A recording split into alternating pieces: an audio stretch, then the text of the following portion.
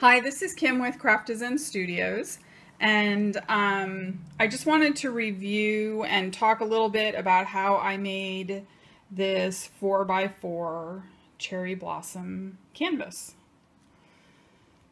So I used primarily Canvas Core brands to do this. And so the first thing I want to talk about was these two canvases. This is a 4x4, this is a 2x2, and I don't have any left, but they're made out of this canvas, which is really pretty canvas. It's not nubby or anything like that, and it's very easy to work with. You can see that here on the back. So that's the first thing. And then I thought I'd just talk about all the parts and what they really are. So the outside is this avocado hemp rope, which is just this, and it's really pretty, very springy, awesome color. And I wound that around by using hot glue, and then I just glued a little extra on the back to make the hanger. So the next layer is actually on the canvas, and what I did here was use this chevron stamp and this Versacolor Rainforest, and that's how come these stamps don't all look the same, and they're a little imperfect. I wanted them like that to give interest, color, and dimension. And then I'm just realizing now there's another thing. To kind of help blend that in with the avocado, I use this Memento Luxe Pear Tart on the edges just by brushing down like that. And so that kind of brings this color, this green color, together with the hemp rope, the avocado hemp. So that's the edge, and that's the beginning, and then, or the base. The next layer is a light pink canvas, which this is a bigger piece, and again, or burlap. And this, the burlap from Canvas Core is great because it's not nubby. It's very, while it's irregular, it's within a very small parameter, so you don't have to worry about dealing with nubs or anything like that. This is a little white shopping bag, and what I did here was I used Distress ink, sugar, I think it's called sponge sugar, on the edges, and then this is a honeycomb stencil that I did with honey and shutters, and those are all those inks are Distress inks. And then this that says program is a piece of ephemera, and I just liked it because of the color, and it gives a different kind of shape. And then Canvas Core also has lots, I should say, clothespins in different colors and different sizes. So this is my bag of clothespins from them.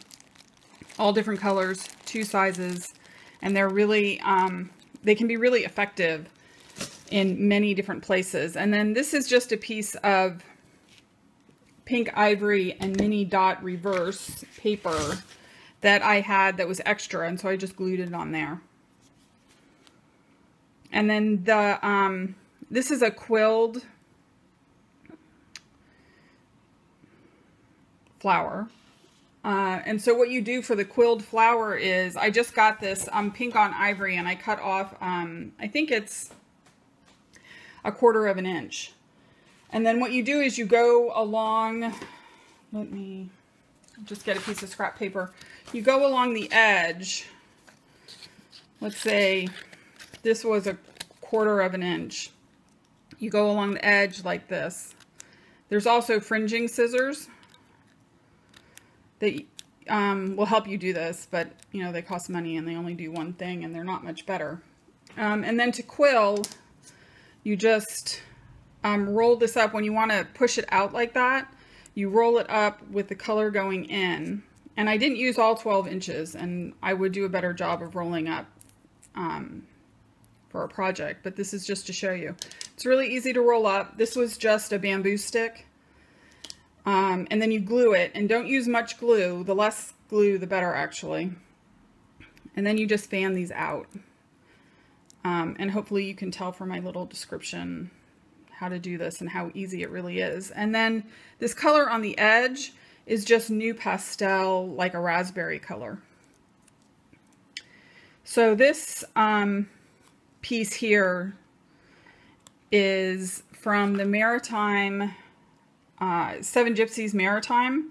And while it, you know, is mostly water-based things, on the back of this one, there's this really pretty peach or pink shell that I love. And I also like because it's, the colors change. So the color here is different than the color here. And what I did on the edges here was, I have the tool out. I have a little distressing tool that does the edges. It's like what you would do with the scissors. So, oh, here's my little distressing tool. You just go like this on a piece of paper and it creates the distress and it rolls it and it does everything really easy. So here we have the 2x2, and the first thing I did for the 2x2 was spray it with Tattered Angels French Lime. I love this French Lime. It's a really nice color. And then I bound this on the edges with pink hemp. Here we go. The pink hemp is here, and it's just like the green. This is a more vibrant color, though, than the green. Here they are together, the pink and the green. And let's see, let's talk about this over here. So this is a little piece of polka dot pink ribbon that I had that I just stuck in here. I stuck it in here because there was a lot of angles going on here that weren't that pretty, and I needed something else of interest over here. So that's why it's in that particular spot. I tend to like to cover up unnecessary lines. They drive my eye crazy. So I'm going to talk about this part here, and those are just a bunch of half circles. So this is a piece of pink toile, and I love the Canvas Core pink toile, and it's all I had, so I don't have any more right now. And then the next piece is, so that one was cut with the 2-inch circle punch. The next piece is this Pink and Ivory mini dot reverse, which is also over here. That's 1.5. And then the zebra is a 1-inch punch. And then this, because when I was building up these pinks, the pink started to not be that interesting. I decided I wanted something that had more of a colors and patterns and things like that on it. So I had this piece of ephemera from Canvas Core Brands, and I used the 1/2-inch punch. So all I did here was fold them in half. Some of them I did the edges and most I didn't. And then I just stacked them on top of each other, starting with the first one, you know, tucked in there. And then let's talk about the last part, which is, you know, the cherries, the flowers.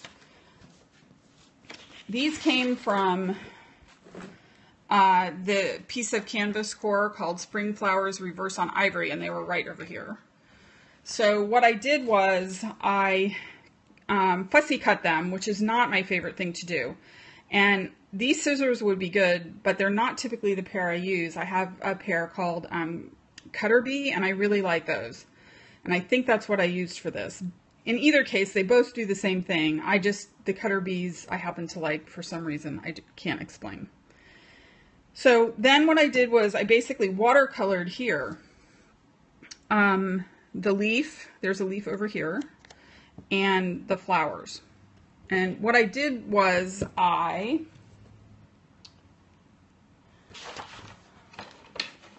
have this really nice watercolor tray that is hard as a rock. It's beautiful. It's from my partner's days in the early 70s when he was in art school, and it's just gorgeous. So all you do is squirt a little bit, you can see where I did that, into some of the pots. And then I used this watercolor brush, and I watercolored, and I wanted this line, I wanted a harsh line. So I watercolored the Cranberry Zing, which I adore this color, into the centers. And then the outside is Vintage Pink. And I didn't do the Vintage Pink perfect because I still wanted some white to show. These two still are connected because if you look, they're just connected on the piece of paper and I didn't want to take them apart. So I did my best to, what's the word? Sort of curl them in the middle, and then I curled these edges. And then this blossom was separate, so I kept it separate, and I used a pop dot underneath. And I have these wild pop dots, which are, you know, they're really 1/8 of an inch thick. They're so thick. And I cut it down, and then I glued it on both ends. You know, glued it to the canvas, and I glued it to the flower, because I don't think that the pop dot sticky is really that effective. And then these inside are just some yellow gems that I glued down. And the last piece is this flower, which is also from Spring Flowers Reverse on Ivory. And that was colored with the watercolor brush and this French lime. So there you have my Cherry Blossom 4x4 mixed media canvas. Thank you so much for joining me and learning about how I created this. Thank you.